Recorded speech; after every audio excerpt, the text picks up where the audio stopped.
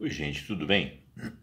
Eu estou aqui diante de um artigo do Outras Palavras, uma publicação de uma revista eletrônica, e ele está versando sobre um artigo de Ladislau Dalbor, que é um camarada que eu já fiz algumas. É um professor, né? Já foi consultor da ONU, trabalhou no estrangeiro muitos anos, é um grande economista. E ele tá versando aqui sobre um livro que ainda não tem edição em português, que o nome é The Wealth Hoarders, que significa os tesouros acumulados. E o subtítulo é How Billionaires Pay Millions to Hide Trillions. O que significa? Como os bilionários pagam milhões para reter, guardar, acumular trilhões. Ainda está sem edição no Brasil. Esse livro é de Chuck Collins, publicado em 2021 pela Polity Press UK. Antes ele fala uma frase de Upton Sinclair, que é a seguinte: é difícil levar uma pessoa a entender alguma coisa quando o seu salário depende de não a entender. Muito interessante isso aí. Essa resenha aqui que ele fez aqui, ela é breve. Eu vou ler para vocês e vou publicar isso no vaiali.com para você poder fazer a leitura sua mesmo e avaliar. Desculpe se aqui tem algumas terminologias um pouco mais ajustadas ao economês. O Dalbor é um camarada que fala muito no nível das pessoas entenderem. Vou tentar ler um pouco mais rapidamente, vou evitar comentários, porque eu não sou expert em economia, tenho um pouquinho de conhecimento, mas não sou expert, e os meus comentários não vão ajudar muito. Mas você vai entender perfeitamente, olha só. O caos financeiro mundial e brasileiro que enfrentamos, ele tem um sentido: favorecer os mais ricos. Nos 30 anos do pós-guerra, de 1945 a 1975, o capitalismo apresentou um razoável equilíbrio entre lucros dos empresários, a remuneração dos trabalhadores e as políticas públicas indispensáveis ao desenvolvimento equilibrado. Com Reagan, os Estados Unidos da América e Thatcher na Grã-Bretanha, o capitalismo se desloca para um sistema em que lucros financeiros passam a dominar os processos produtivos. A mudança é profunda e se baseia em 3 eixos de mudança. Primeiro, com a informática e a conectividade planetária, a moeda deixa de ser algo impresso pelo governo e passa a ser um sinal magnético emitido pelos grupos financeiros. O dinheiro imaterial passa a navegar no espaço planetário instantaneamente, e isso passa a ser a liquidez. Não precisa abrir uma mala na alfândega com um pretenso dinheiro. Segundo, o sistema financeiro passa a ser planetário, no chamado High Frequency Trading, com derivativos, paraísos fiscais e outros mecanismos de escala global, enquanto os governos, ou seja, a capacidade reguladora financeira dos estados e dos bancos centrais, estão limitados à escala nacional. Os poderes públicos perdem grande parte de sua capacidade reguladora, em particular de poder orientar os recursos financeiros em função das necessidades de desenvolvimento. Terceiro, essas mudanças levaram à formação de um novo setor econômico, a indústria da gestão de ativos, que tem o nome em inglês Asset Management Industry, que passou a administrar o gigantesco estoque de fortunas nos espaços privados dos bancos, os hedge funds, investidores institucionais, fortunas privadas, que são chamadas de family offices, e evidentemente nos paraísos fiscais, visando assegurar o máximo possível da evasão fiscal, de elisão fiscal, no limite da legalidade, aproveitando complexidades jurídicas de lavagem de dinheiro, de fuga no caso de conflitos matrimoniais, de compra de políticos e tantas outras portas que abrem um sistema internacional descontrolado. Não há governo mundial e mesmo no plano nacional, as leis são frequentemente feitas para tornar legal o que não é legítimo e muitas vezes chega a um nível do escandaloso. Estamos falando de um estoque de centenas de trilhões de dólares e de um volume de movimentações incomparavelmente maior. Para ter uma ordem de grandeza, lembremos que o PIB mundial é da ordem de 90 trilhões, 87, 88 trilhões de dólares. As fortunas do 1% dos mais ricos, segundo o banco Credit Suisse, é da ordem de 190 trilhões. O PIB é 87 a 90 trilhões. E a fortuna dos 1% mais ricos é 190 trilhões. Tem uma coisa estranha. Enquanto a metade mais pobre da população mundial, que são 4 bilhões de pessoas, tem apenas 5,5 trilhões, ou seja, 1,3% da riqueza. A desigualdade, como sabemos, está explodindo no mundo, essencialmente por meio de ganhos financeiros, explorando, travando a base produtiva em vez de fomentá-la. A base produtiva, produção, indústrias, ela está travando a base financeira, em vez de fomentá-la.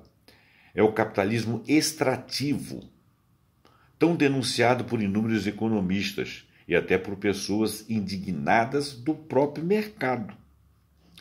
Chuck Collins, o autor do livro que ele está fazendo menção, que recebeu de herança uma pequena fortuna quando jovem e que tem, portanto, entrada no mundo dos afortunados, concentrou os estudos do The Wealth Hoarders, poderíamos traduzir como guardiões da riqueza, né? Do que aparece mais claramente no subtítulo, como os bilionários pagam milhões para esconder trilhões. É importante dizer que não se trata de um panfleto anti-rico. Se trata de um estudo muito sistemático e bem documentado sobre como funciona o grande mundo financeiro, que administra e assegura o aumento exponencial do grande dinheiro, feito por um cara que é um dos afortunados. Porque os donos de grandes fortunas não correm atrás de mais dinheiro.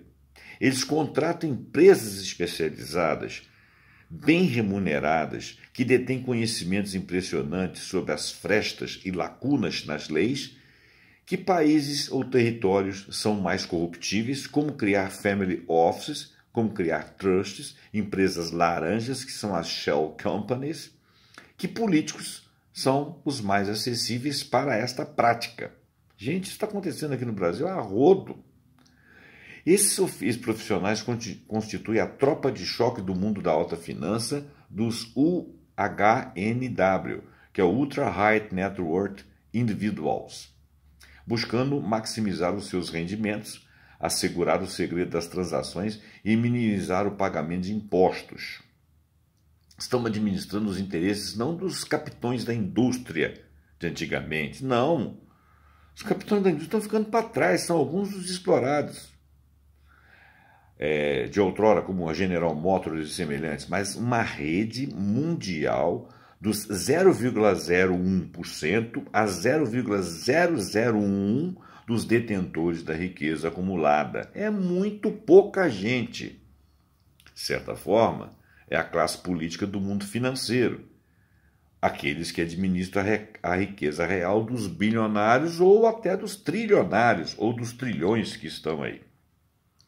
Para dar uma ordem de grandeza, a BlackRock administra 6 vezes o PIB do Brasil.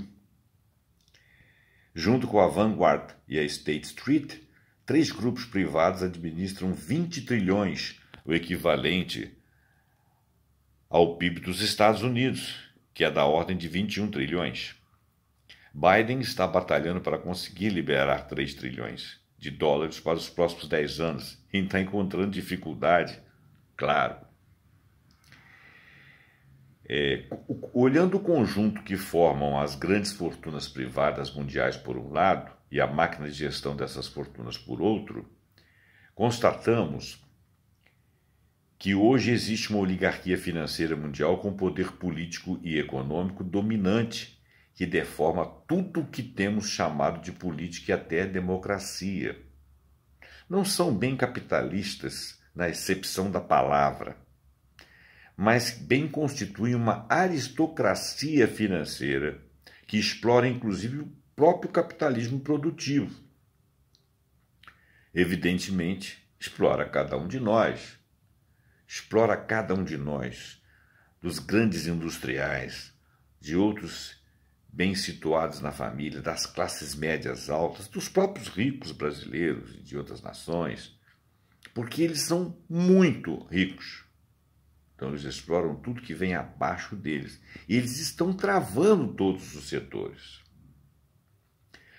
As novas tecnologias redimensionaram essas políticas na medida em que o dinheiro imaterial escapa facilmente aos controles, mas também pelo fato que permitem a microdrenagem do bolso de bilhões de pessoas pelo mundo, por exemplo, pela tarifa incluída no que pagamos no cartão de crédito. Com a sofisticação das plataformas globais, pequenas taxas e aumentos de preços generalizados no planeta, o dinheiro da base da sociedade, inclusive das empresas privadas, flui para o topo da pirâmide, onde estão esses trilionários. E que não precisa ter contribuição produtiva. Esse dinheiro ele não tem contribuição produtiva, ele não está ligado à produção de nenhum bem, não está empregando ninguém, não está pagando salário, ele não está pagando impostos na maior parte das vezes. Mas precisa sim de bons informáticos, advogados, políticos e administradores, que constituem precisamente os que recebem os tais milhões, e são poucas pessoas, para esconder trilhões. E essas poucas pessoas não reproduzem esse dinheiro na forma de salários, de impostos também. Então é um dinheiro virtual, um dinheiro que não serve ao planeta, não serve às pessoas, não serve às indústrias, não servem para salários. Collins detalha como funciona essa máquina. No conjunto, apesar das inúmeras tentativas de controle da rede de ilegalidades descritas em detalhe nesse livro, o sistema criou vida própria. É um monstro que está vivo e que se autoalimenta. Vivemos num sistema crescentemente globalizado, com o capital desvinculado, que eles chamam de delinked, dos estados nacionais. Essa classe capitalista transnacional, como a descreve William Robson, está alterando o sistema econômico.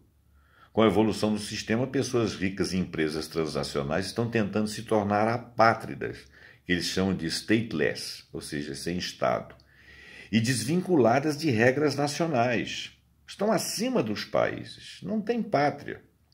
Nesse sistema, os oligarcas e os cleptocratas globais têm mais em comum uns com os outros do que os cidadãos de seus estados de origem. Eles são de uma classe acima da natureza das pessoas. Igualmente significativo o papel dominante que exerce o mundo de fala inglesa, na expressão de Collins. O centro econômico dos Estados Unidos e do Reino Unido são as forças motrizes no sistema global de riqueza escondida. O mundo de fala inglesa carrega uma responsabilidade desproporcional pela criação dessa confusão, que ele traduz aqui como this mess, e por manter o sistema, e tem também um tremendo poder para o alterar. Essas citações em inglês aqui são palavras usadas pelo Collins, por isso que ele está fazendo essas traduções e menções. Um livro pequeno, de leitura simples e transparente, e que acende a luz nesse universo obscuro dos que tanto falam de seu merecimento, a meritocracia, mas se apoia numa estrutura paralela de poder que não presta contas a ninguém, apenas recebe os seus milhões por serviços prestados.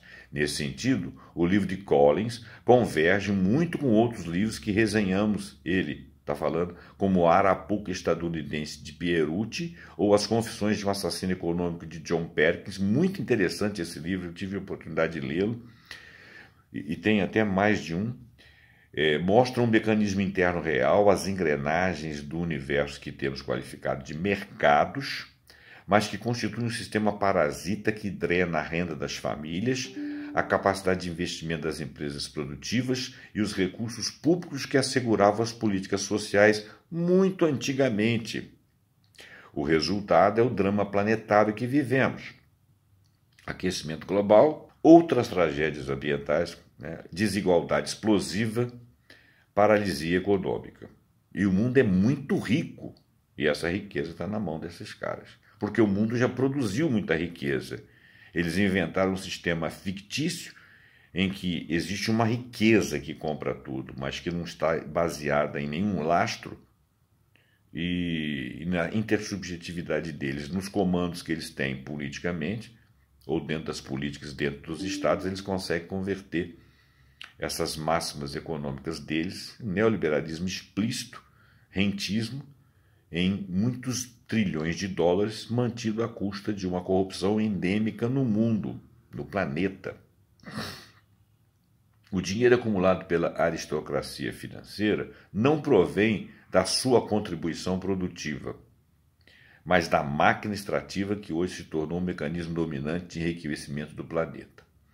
Bom, então esse é o artigo que o Ladislau Dalbor deixou aqui no site, na revista eletrônica chamada Outras Palavras, e que eu vou deixar transcrito no meu portal vaiali.com. Muito obrigado aí pela sua atenção.